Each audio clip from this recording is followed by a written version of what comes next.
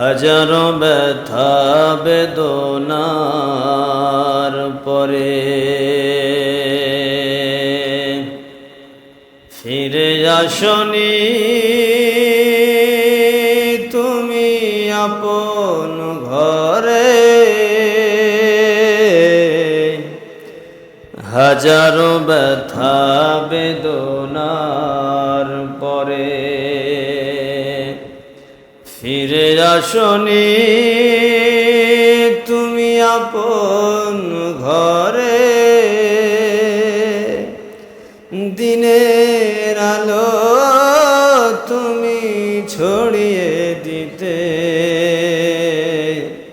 চলে গেলে মদিনায় মক্কা ছেড়ে। হে রাসূল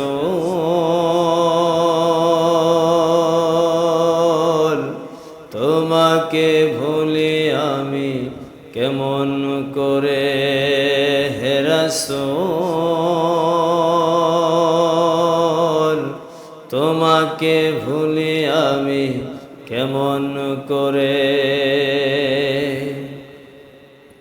খে না খে দিন প্রচারের কাজে নিজেকে দিয়েছ বিলিয়ে।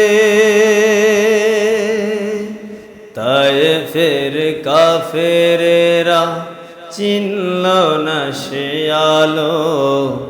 দুষ্টু ছেলেদের পিছু দিল লেলিয়ে। পাথরের আঘাতে ক্ষত বিক্ষত হয়ে সারা শরীর থেকে রক্ত ঝরে। হে রাসূল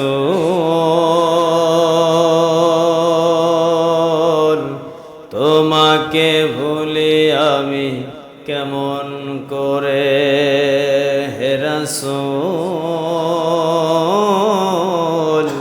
তোমাকে ভুলি আমি কেমন করে। ইয়া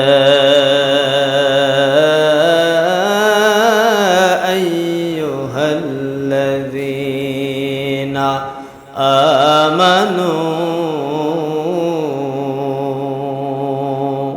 সাল্লু আলাইহি ওয়া সাল্লিমু তাসলিমা।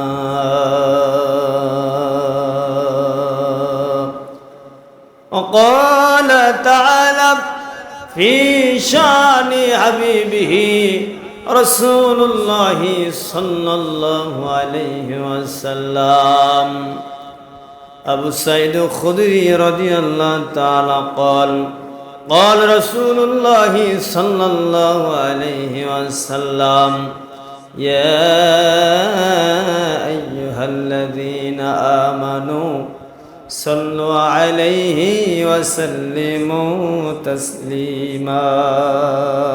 اللهم صل على سيدنا مولانا محمد وعلى آل سيدنا شافينا محمد. সমস্ত প্রশংসা সমস্ত তারিফ সে মহান আল্লাহ সুবহানাহু ওয়া তাআলার, যে মহান আল্লাহ রাব্বুল আমিন অত্যন্ত মহব্বত করে ভালোবেসে সম্মানিত মুয়াজ্জিনের পবিত্র আজানের ধ্বনি শুনতে পাওয়ার সঙ্গে সঙ্গে যেই আল্লাহর গোলামের আমরা আসতে পেরেছি, মসজিদে বসতে পেরেছি, এই জন্য খুশি হয়ে বলছি আলহামদুলিল্লাহ। অতঃপর মানবতার মুক্তির দূত আখির জামান নবী বিশ্ব নবী সৈয়দুল মুরসালিন খাতাবান নবীন নবীদের সরদার আহমদ মুস্তফা মোহাম্মদ মুস্তফা সকলে বলছি সাল্লাল্লাহু আলাইহি ওয়াসাল্লাম। সম্মানিত হাজিরিন, কোরআনুল কারীমের সূরা আহজাবের 56 নম্বর আয়াত তেলাওয়াত করেছি। আর আজকে আমার আলোচনার বিষয় হলো নবী মুহাম্মদ রাসূলুল্লাহ সাল্লাল্লাহু আলাইহি সাল্লামের সম্মান। আমরা এমন একটি মাসে অবস্থান করছি, উপস্থিত হয়েছি, যে মাসেই আল্লাহ রাব্বুল আমিন মহব্বত করে গোটা জাতির, সমগ্র পৃথিবীর মানুষের হেদায়েতের জন্য, হেদায়েতের বার্তাবাহক হিসেবে প্রেরণ করেছিলেন মহানবী মুহাম্মদ রাসূলুল্লাহ সাল্লাল্লাহু আলাইহি সাল্লামকে। সম্মানিত হাজিরিন, আমরা দুনিয়াতে কোনো মানুষকে যদি গালি দেই, দুনিয়াতে কোনো মানুষকে যদি আমরা অন্যায়ভাবে আঘাত আনি, নির্যাতন করি, নিপীড়ন করি, কষ্ট দিই, তাহলে পাল্টা সেই মানুষটাই আমাদের জন্য আবার পাল্টা প্রতি উত্তরে তারা লিপ্ত হয়। ঠিক কিনা বলেন? আমরা, আমাদেরকে কেউ গালি দিলে আমাদের পক্ষ হয়ে কখনো ফেরেশতা ওই ব্যক্তিকে গালিগালাজ মারধর করছে, এরকম কি কোনো প্রমাণ আছে নাকি? নাই।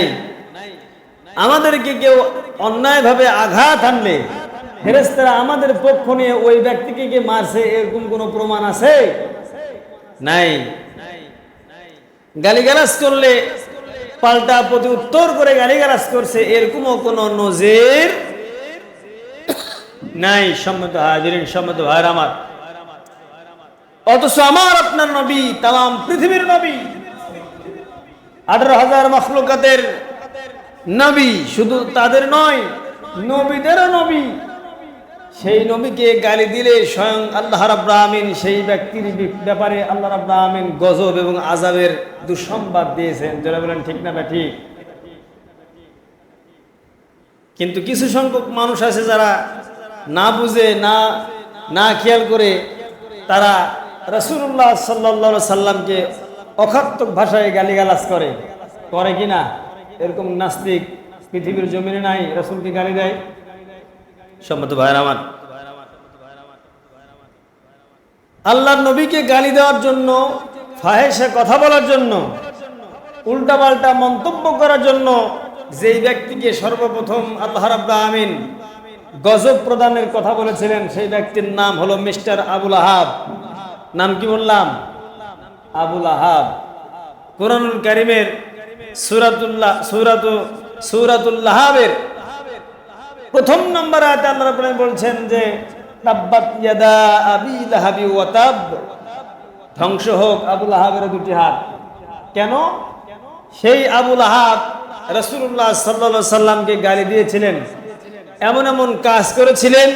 আবুল আহাব এমন এমন অত্যাচারজনক, নির্যাতনজনক কাজ করেছিলেন, তার হাত দিয়ে, মুখ দিয়ে ইসলামের 4 পয়সার কোনো উপকার হয় নাই।